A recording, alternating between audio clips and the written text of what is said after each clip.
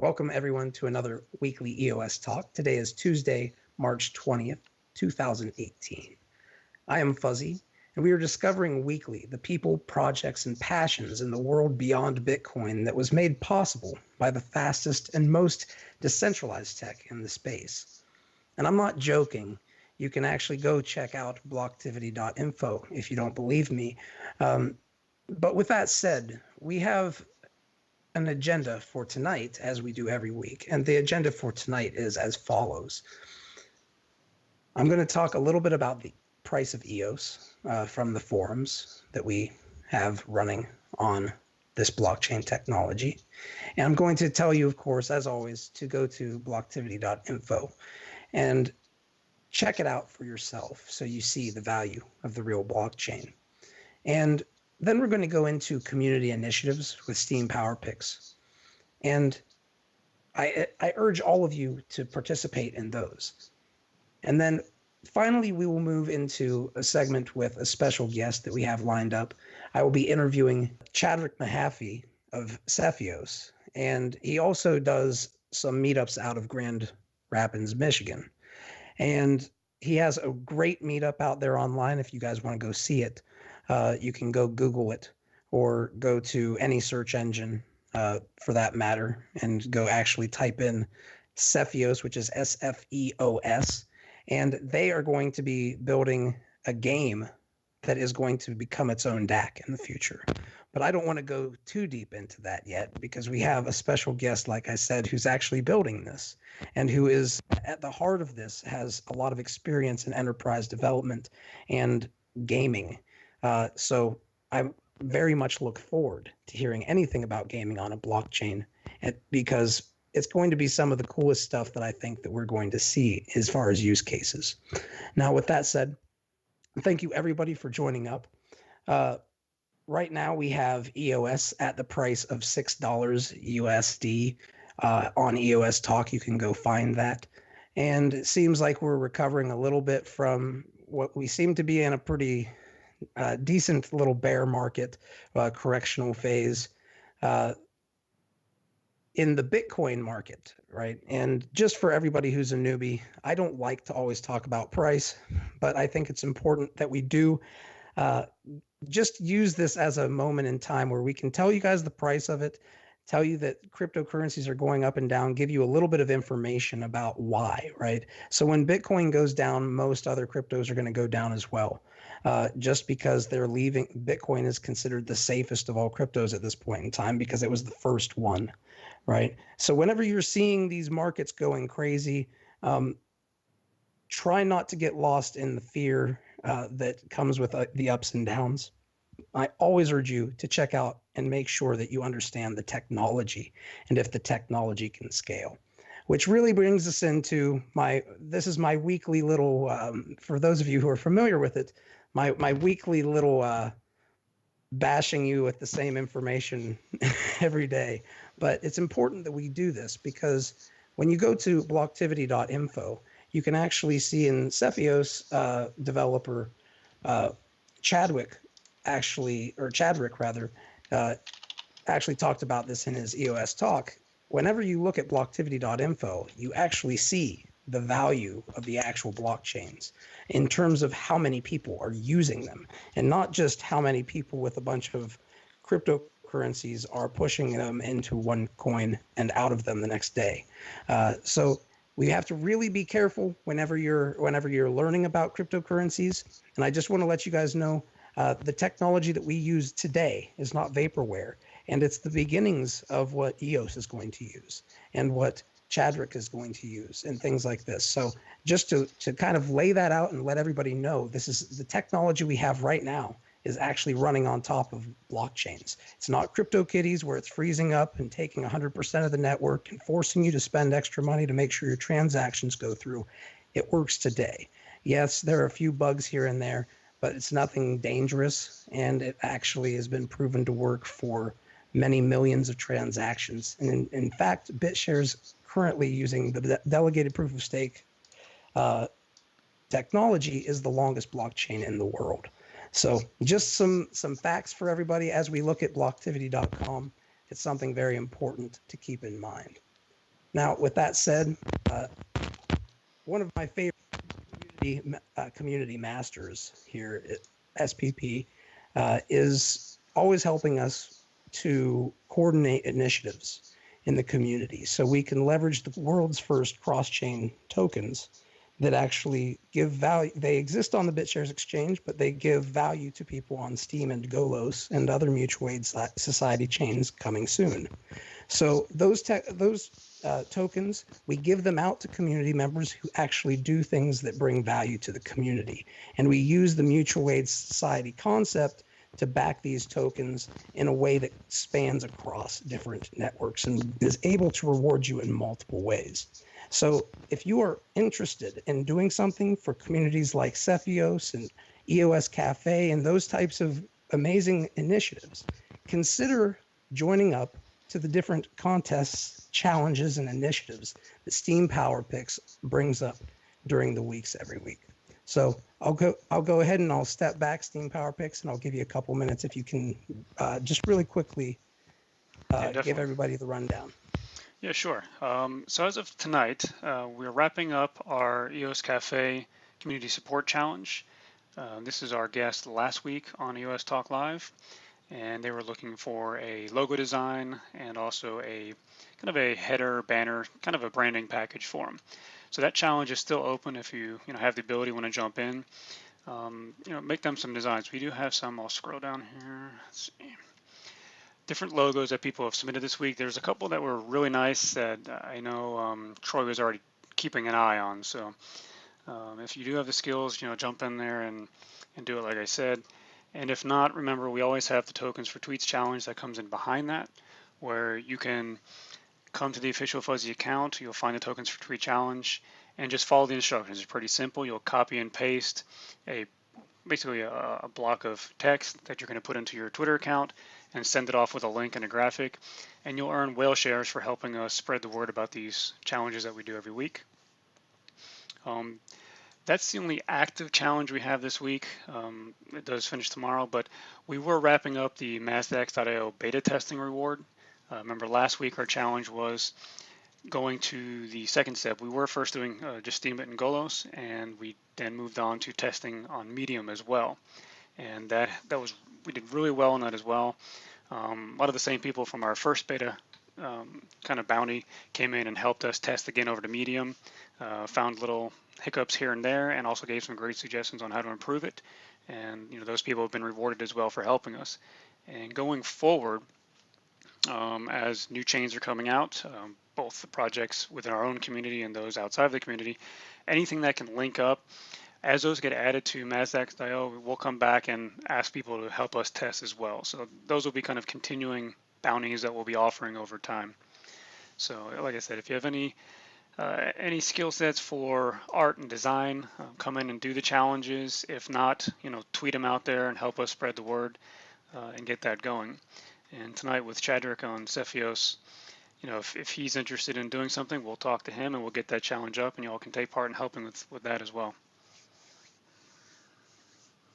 Yeah, thank you, Steem Power Picks, and thank you for doing the weekly coordination of all these efforts, because it's a lot of effort to keep everything like this coordinated in a community. But the coolest thing about it that I think that I can't emphasize enough how important it is that you leverage something that helps the community, so we can actually have the community helping with multiple different projects, right?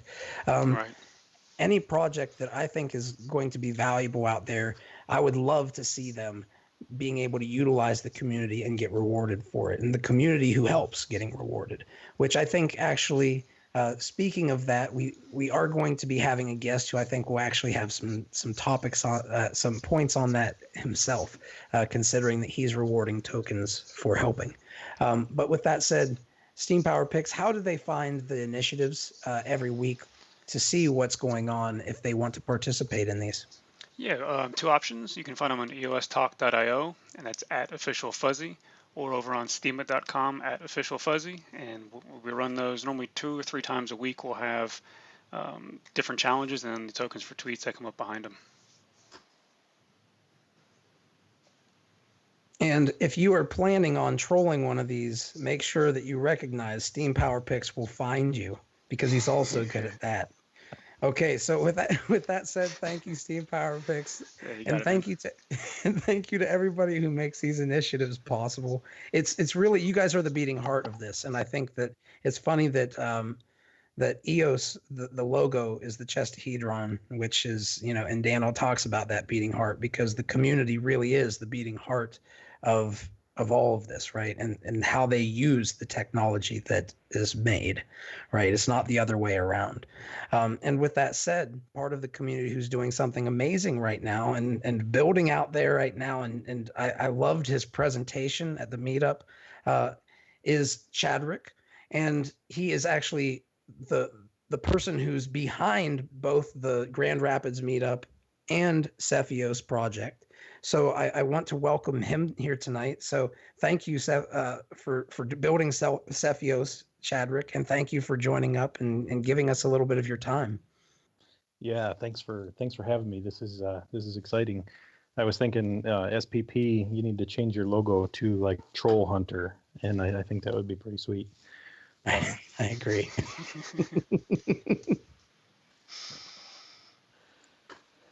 Okay. I need to correct something. I don't actually run the Grand Rapids meetup. I'm invited to do talks and stuff, but I don't actually run it as the organizer. But I'm involved with the organization of it. So.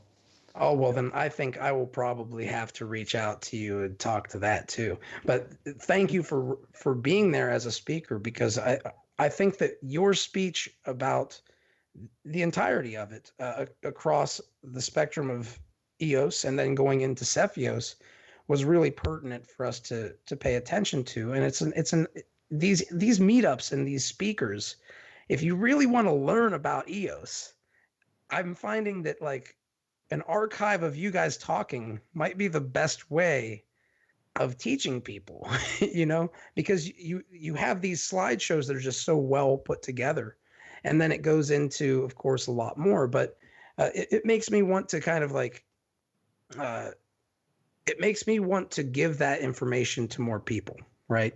So while we're on that topic, why don't you go ahead and before you give us a little bit more information on that, why don't you do us a favor and kind of just give us a little bit about your background so people can see where you're kind of coming from before we bring in the blockchain aspect of it. Yep. So, I've always been a libertarian thinker since I've been thinking for myself, I guess. When I finally did become an adult, kicking and screaming, and so those principles have always excited me. They got my blood boiling, So when I found out about, so I'm an enterprise developer. I've been an enterprise developer for 18 years or so. My mother actually bought me our first family computer when I was, I think, 11, 12 years old, maybe 13. I got an old Tandy TRS-80 and started programming on that. And then I got out of it and I taught myself how to program. And then in 2001, I actually started getting paid to program. And I got into the corporate world, and I've been in the corporate world since then. And I'll kind of jump ahead and I'll skip something. I'll come back to it. But sure. What really excites me about EOS is I can never remember his name. Is it Brandon or Brendan? Oh, Brendan Bloomer. Brendan Bloomer, yeah. Yeah. So in one of his videos, he says, anyone who can design and develop a modern web application will be able to develop a DApp on EOS. And me being an enterprise developer and I will admit it 100%. I am not a blockchain guru by any means. I know enough just to kind of get me into trouble. And so I'm looking for these tools. I'm looking for these things where I can program on a higher level and not have to worry about all the underlying things. And then when we can do that, we can innovate on this stuff. I think when you have a bunch of traditional developers jumping onto EOS, there's nothing going to stop it. That's just my opinion. So kind of getting back into, I found out, I learned about cryptocurrency by hearing about MadeSafe. And MadeSafe, their whole tagline is privacy, security, and freedom. And that, being a libertarian, I'm like, cha-ching, that got me. And so I started investing every week, and bought a bunch of MadeSafe. Of cryptocurrencies? Yeah. And then that project, it has, it's taken a long time to develop, and I've since, I'm still excited about MadeSafe, but it's taken a long time to come out with anything that's actionable.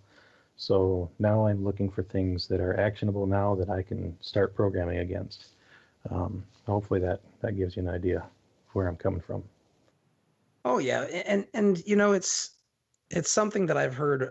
I'm not a developer myself, but I've heard so many developers say, I've been waiting to play around in the crypto playground, but I knew nothing was going to do what I needed it to do.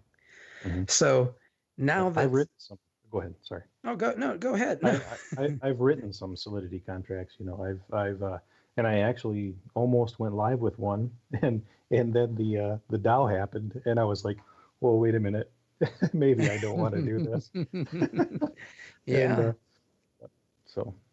Well, and let's face it. I mean, you like you talked about in your meetup about the DAO, but you even talked about the fact that wasn't the only one, and it's the fact that you think about it, there have been hundreds and hundreds of millions, if not billions, lost because of those hacks. And it's, at that point, you have to ask yourself if you've kind of lost touch of where the blockchain is supposed to hit the ground, and maybe you need to make some big fixes. Now, I look forward to seeing what happens in the future with it, but it's definitely something that, like you said, it's something that you have to care about the people also who are interested in your project and want to, invested, whether it's time or it's money, you're still investing your heart and soul into something, if, even if it's not money. So you have to care about that as a person who has a dream to develop a crypto game, which brings me into your crypto game. Actually, how odd does that, how perfectly does that work out? So if you can tell us a little bit, you got into cryptocurrencies through MadeSafe, and now you're here with EOS, and now you're saying, okay, I'm at the stage where I can develop a game using blockchain technology. So how does that look for the newbie out there who's like, oh, a crypto game that's on the blockchain? Please tell me more, sir.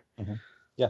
So I mean, just to be fair, I am going to use this project to learn how to develop a DApp on EOS. That is my goal. And, the people I'm working with, that's their goal. They're excited about this. We want to do this. And so we're going to learn, we're going to gain experience. That's one of the biggest things that we're gaining from this, and, learn how to build communities, how to develop against, on the EOSIO platform. And, a lot of the work right now is actually being done in a more of a traditional aspect of things. I mean, I'm building things on a Microsoft stack. I'm doing Node.js and normal stuff. And, after June, hopefully we'll start seeing some tools. We'll start developing, we're actually working on, I'll mention it right now. We're working on a governance piece that will actually be the outside of the game side of things. And that piece is going to be most of your smart contracts. And so we're gonna learn what makes sense to do where, and what makes sense to make a distributed app, what makes sense to potentially leave in a traditional piece of things. We're gonna learn all of this. So Yeah. you want me to get into the details of Sfeos and what it is? Yeah, please. I mean, I would say let's start off for anybody who's interested in games. Like, if you could make it like in a sentence or two, and then of course you can dig deeper. But just for, if you were going to bottle it up for anybody just to take away and say, this is what Sfeos is. Okay. I've tried to do this a few times. My elevator pitch is not great because it is such a broad it's such a broad game.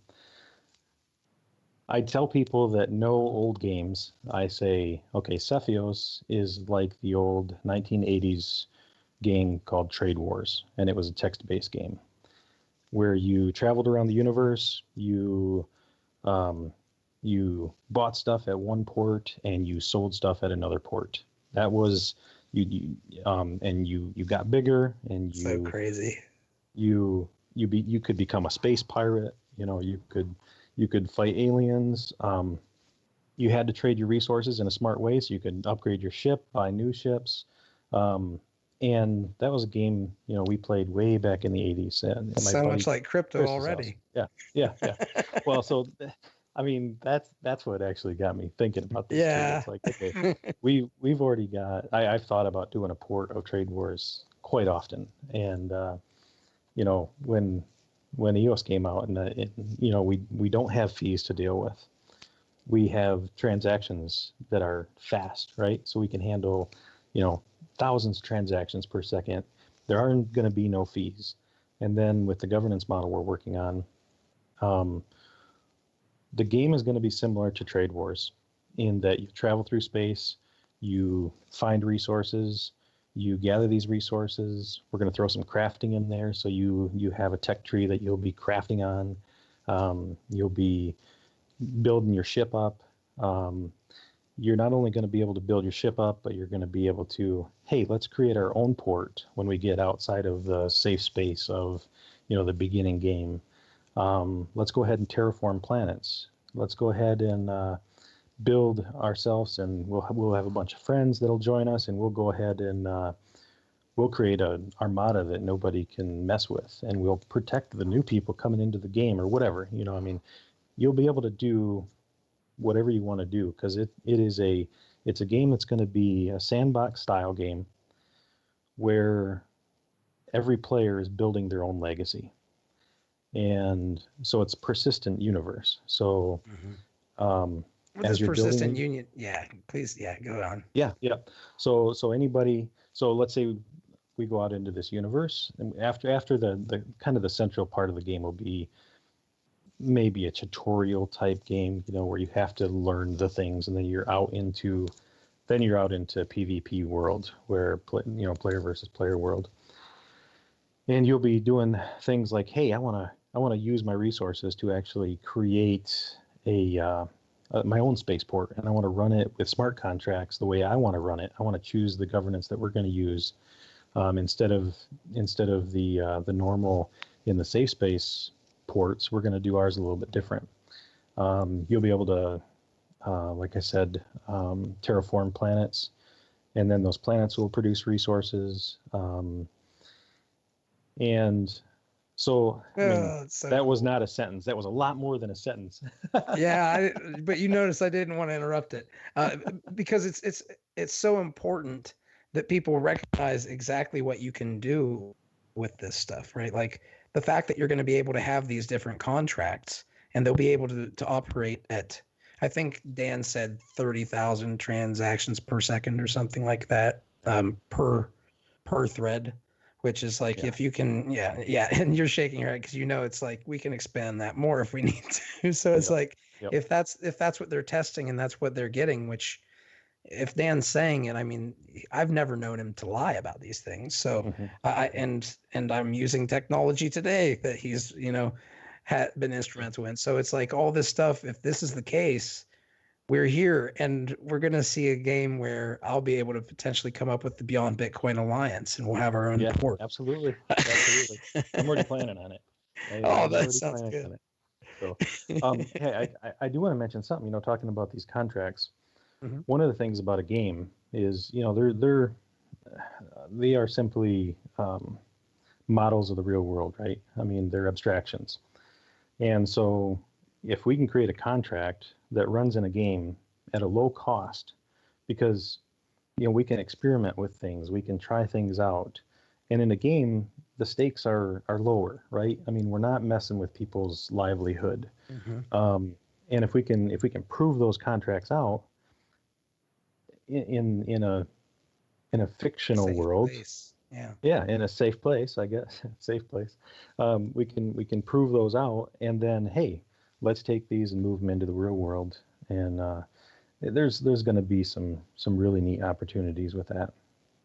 Yeah, one of the things that always interested me about games is you can't really decouple the human behavioral aspect. That it remains static, like the same things that you would see in the digital world is the same as how people are on the outside, even though in the digital world these are just quote unquote digital goods and not real. People will actually compete over digital goods like in a game and things like that, right? Like you actually have true economies that emerge. And like you said, these are abstractions of ourselves. And of course, we could get too deep into that. But rather than do that, maybe we'll keep that for the after party. But one of the things that I would say to you in terms of your sentence, I would say maybe 100% player run. Player run economy. Yeah, it is. Player run economy. Yep. So that's a big part of this. So in most of your games today, you have this pay to win structure and business models, and they really suck, right? You get on there and you spend hundreds of hours playing the game, and then this guy with this I'll just go back to my youth. This rich kid, that his parents gave him $100. He goes and he buys these loot boxes, and he's been playing for one day, and he comes in and just wastes you. That kind of stuff just sucks, right? And so this is going to be a lot different than that, in that all the resources are limited, okay? And the players are the only ones who can sell their resources. And so then they get to decide, what do we want to sell? There is no game company creating these unlimited loot boxes, We're not like the government. We're not creating stuff out of nothing. The Federal Reserve, yeah. Right. So we are, then we're allowing the players to take over. They can sell the resources. They can buy the resources. And sure, there might be some pay to win aspect to that, but it's different than this unlimited loot box thing, because that keeps it in the economy, and it makes it reflect the amount of effort that somebody put it in, as opposed to somebody pushing a button. Yep. Now, one thing that I want to bring up here is that crypto allows us we get to be innovative in some really neat stuff, and kind of like Steam. Steam pays people to create articles, write articles, and so what our plan is instead of players paying to play a game, we're actually going to turn this upside down on its head, and we're actually going to pay people. The game is going to pay people to play this game, and that is super exciting to me.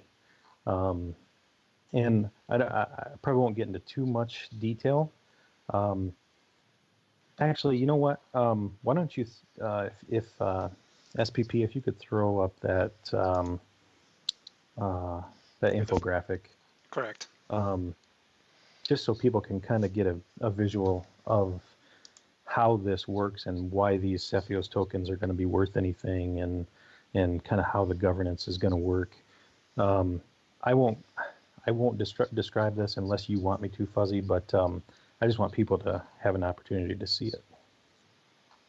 Oh, of course. I think that it was actually quite wonderful, the way that they had it laid out. And this is somebody who is part of your community, who, as you said, and we're getting close to talking about your non-ICO anyway, and your tokens. This person has been working and helping and participating in return for, and offering his services in return for, essentially DKP in your ecosystem, right? Like, it's, which is so cool to me as a person who spent a lot of my time gaming in the past, which is, you know, you actually have people who have a shared vision, and that token represents that shared vision, right? And it's quite that's very much that simple. So let's actually take that, if we can, and we're a little bit over, which I don't mind, because it's, you know, as long as we can get 10 minutes for anybody who's listening in live.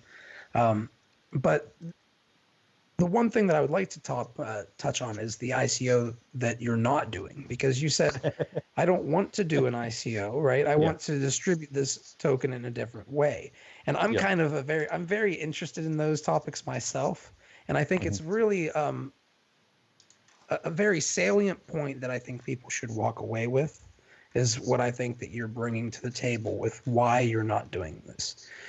So if you could just step in, and I'll step back and let you explain it for everyone. So I'll actually point people to an earlier interview I did. This was in 2016, I think it was, with the gentleman John Ferguson of Technology and Choice. And I actually, you can do a search for Chadrick Mahaffey, Technology and Choice, and I talked about this concept called crowdfounding. Instead of crowdfunding, it's crowdfounding. And the idea is, hey, anybody who is willing to add value, we want to reward them in some way, right? And because this game governance and everything is designed to eventually make these Sfeos tokens worth something, make these founder tokens worth something, then we can give people these founder tokens in a way to, hey, we appreciate you for doing this stuff, and you know, there's no guarantees, but if this works, they might be worth something someday, and you will be a big part of the ongoing governance of the community and how it works. So it's grassroots. I am very, very skeptical of most ICOs out there. You know, That's and good reason. To me, most of them are just people trying to get rich quick, and it just drives me nuts, because we have technology here that can change the world. We have some fundamental things that are hugely powerful, and there's a bunch of people just trying to make a buck, and it upsets me.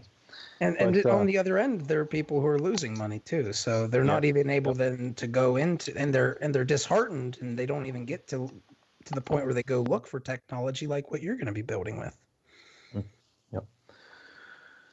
So did that answer your question about the what? So we are not doing an ICO. Anybody who is willing to do work, I call it tempo, time, energy, money, people, and organization. Now notice I do have money in there, because there are some people who cannot work for just Sfeos tokens, right? They have a family, they need some cash. And so what I do on a task by task basis is I'll put something out there and say, hey, we want to pay this guy $1,000, or we want to pay this guy a couple $100, or whatever it is. And if people want to, they can gift me some cryptocurrency, and I'll turn around and I'll make sure that this guy or girl gets what they need, and then I will offer the person that gifted me some funds, I will give them some founder tokens in return, and with no guarantee or something, because I don't want to get into a situation here. We're not we're not selling anything. You're trying to build something, and you just know that sometimes people will need a little bit of cash. And if you're willing to participate in, and you just want to give cash, that's how you want to participate, you're more than welcome to do it that way. Or you can give equity another way. Yep. And this allows us then to build trust over time, right? Where we're not just here today and gone tomorrow. It's slow and steady. We're trying to be steady. I work a full-time job. Like I said, I'm an enterprise developer, and I get a couple nights a week to work on this, and sometimes I get some weekend. And you're time. allowed. Yeah. So, and sometimes I just want to watch some TV or some Netflix. I just get lazy, but it's we're trying to build this thing, and I totally lost my train of thought there, but well, you were talking it's all community based. Yeah. Yep. And so yeah, that's it. I mean, we want to make sure people that are adding value to the ecosystem with the same views that we have. We want to make a game that is gonna, it's gonna start off simple, right? I mean, I just want to mention this. It's gonna start off not much more than a text-based game. Okay, that's gonna be the MVP. You're gonna have some text. You're gonna have some neat scrolling. You're gonna have some awesome art in there. You're gonna interact with the interface that we're building, but it's not much more than that for version 1. And then as the governance model, we're stealing from Dash, and BitShares has a similar model of people make proposals, and the governance, we vote on proposals and pay people for making that next version. Excuse me. And so, but to start, we have to start somewhere, and we have to start somewhere that's actually going to be, that we're going to be able to do in a reasonably short amount of time, working part-time. Yeah. So yeah, hopefully I'm not rambling too much. Well, the funny thing is, where I come from, and all of my time before crypto really was in the MMO sphere and guilds, and it really comes down to, it's, people kind of see it as magical, and I see it as magical, but a lot of people don't even realize it. But it's like, whenever you start a project, it largely is going to be you for a long time. And then you will have some people who come in and help you along the way. Some will leave, others will stay forever, and you gain a critical mass. And it starts out with just persistence and really caring about that, that one thing, and it draws other people who care about it to it too. So I look forward to seeing, as you guys draw in more gamers, because as I've been talking about since the earliest days of BitShares, the gamers are the people who are going to take the blockchain to the next level. I have no doubt. The people who are coders and have grown up gamers are going to. It's a low barrier of entry, right? I mean, it's such a low barrier, and if you can get people emotionally involved with something, and that's what games do for us. They allow us to escape the real world. Get into this fun, exciting fiction, and live there for a little while, right? Yep. You're right. It's going to be huge. I mean, look at what CryptoKitties did. As terrible as the scaling was and everything, look how many people were excited. It showed us something. Yeah. Yep. Yeah. Right. And the fish banks just went live 2 days ago, and they're actually have more interactivity in their game, and they've coded it, I guess, better to handle the network transactions. So it's actually very fluid. So it's baby steps, but these things are coming along. So. Well, that's very good, and I think that it's the point that you make about them showing just what can happen, right? If something, because all it takes is for something to go viral. Now the question is, are you going to be able to handle it going viral? That's the big question. And if you can, then things are going to be looking good for you, and I look forward to seeing you and hearing more about the journey, man. So that's where EOS is going to be so huge. Sorry. So go ahead. No. I I just want, we have about 10 minutes left. We try to keep it to a max of 45 minutes. So do you mind if we go into some community questions for anybody who's live, who's listening in and might have some questions for you? No, that'd be great. And I'm willing to stick around for the after party too. So if we want to talk more in there, that's yes, that's perfect, because there hasn't been too many questions, but a little bit of issues with the stream on the other side. But I know a lot of people are interested in actually having more of a greater conversation with you in the after party, which is probably easier than doing short answers here. Yeah, well, that sounds fine to me. What I will say to you, I can talk about this stuff all day. This is the type of stuff I remember having a buddy of mine when I was like 15 years old telling him, can you imagine if we had in-game economies and you could build your own worlds and have people go to them? And yeah, man, and this is the kind of stuff that you're talking about. And it's like, how many other people have had this thought is the question in my mind. And if you find a lot of them and they find that out too, that you're trying to do this, this might be, this could be something that becomes very viral. Let me just say this. If you're thinking that, come join us and we'll build this thing together, and you'll be rewarded for doing so. Seriously. I mean, that's a call to action. Well, and the thing is, like Dan always says, the token distribution in and of itself is almost like a service, because another Dan friend of mine, Dan Robles, says something about the value of these tokens it's very similar, at the very least, it's very similar to the credits in a movie, where you can say, I am here. I was here at the foundation. You see that block right there? You see this building, that first block? That's the first block that was laid right there. And it was laid by me and some friends. You can say those things. And that's a pretty powerful place to be in history, I think. And I think it's crazy that we can even say that we're there. So I just have to throw this out here. I know I said it already, but of course, the game is actually owned by the players, right? We're starting this up. We're the initial founders, but everybody who stakes Sfeos tokens in the game is a founder of the game. I mean, that we want to change things. We want to turn things upside down in a way that we haven't seen before. So, we're excited. Right, and you mentioned in your overview too that it's organized around being a DAC. Like, there is no central company that owns the game. It's not a central developer. It is a community-driven project, and that's awesome. Great point. And I kind of missed that point, actually, because we were talking about the Constitution earlier. And I look forward to seeing discussion on that too. But the Constitution is going to be one of the foundational elements to moving into DAC-hood, as I guess I would call it so scientifically.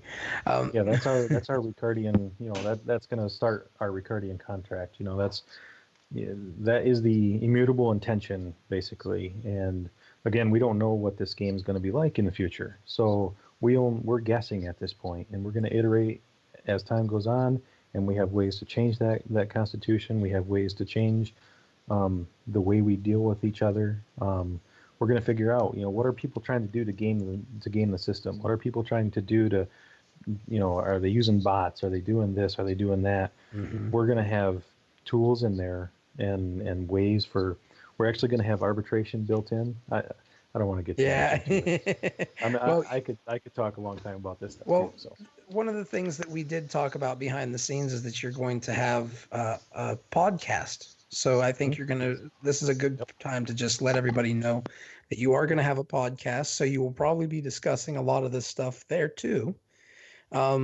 Is that fair to say? Yeah. So John Ferguson, he is the host of Technology and Choice. I've asked him to help me with this since he has the experience. We're going to probably shoot for a monthly update, and the format's going to be, we're going to spend the first part kind of giving a dev and community update, similar to what you guys do here. Then we're going to try to have it opened up for outsiders, or people who, not outsiders, but people who are interested in helping us brainstorm things. But we're going to have a very constrained brainstorming session about specific things that we are currently working on, and what people think about this, and what's good and bad about this, sort of. And then at the very end, then we're going to give, we're going to kind of show, okay, these are the tasks that people are working on. Here's the crowdfunding opportunities that are available today. If you want to pick one of these up, you're able to do so. If you want to fund one of these things, you're able to do so. And then we're going to probably do that on a monthly basis. So. That sounds great, man. And I look forward to hearing more about it. And just so everybody knows, anybody who's listening to these live or even after the fact, after these hangouts that we have, these talks that we have an after party where you can join us live on Discord and discuss things with the guests or myself and Steam Power Picks, Compound, everybody who's part of the crew, which is growing consistently. So feel free to join our Discord, become part of it, and make sure that you're around for the after party, because we talk about a lot of this stuff, and a lot of the stuff that you see here on the interviews, that we have a time limit that I always have to try to adhere to, and I do terribly. But we can't go as deeply as we would like to into some of these discussions during the interviews. So we do have a lot of them like in depth during the after party. So just so everybody knows, if you're here live listening in or you're not, make sure that you, if you want to hear what's going on in the after parties, that you join up and participate there. Now, with that said, Chadrick, how do people contact you if they want to participate in what you guys are doing on this Sfeos project?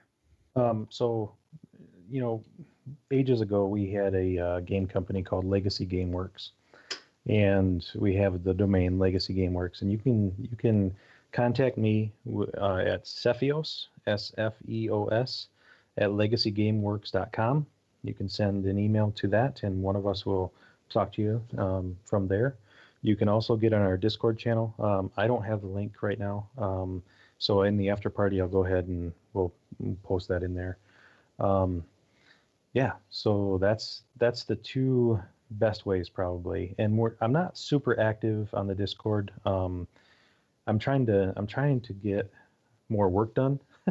Of course. And so community stuff is difficult, but we have some offers to help with that. So we're probably going to do a little more letting the reins loose on that, so we don't have to be the full-time community builders on stuff. Well, I think that we have some tools that we have been working on that we can help you guys with too. Yeah, we've got Mazdax. So if you get a community manager and most of them will take tokens.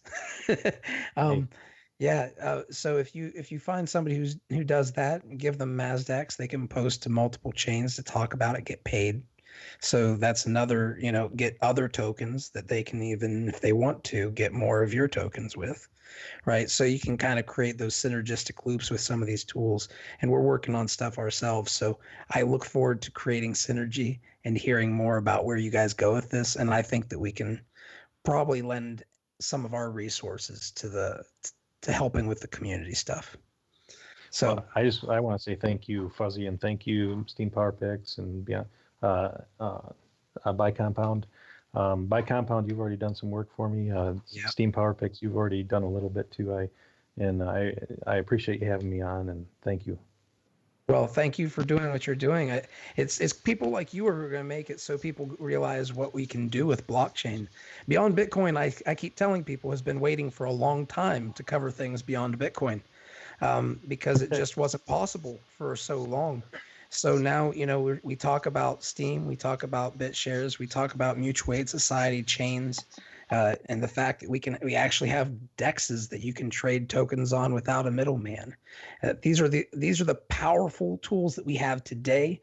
And whenever you see people like Chadrick here, I don't know why I keep calling you Chadwick, Chadrick here, building games on top of this stuff, and this stuff is not vaporware. It's not like John Oliver says, it doesn't exist. There's a lot of things that you can see right now that exist. And anybody who tries to tell you otherwise, they're going to be proven wrong by people like this, I think.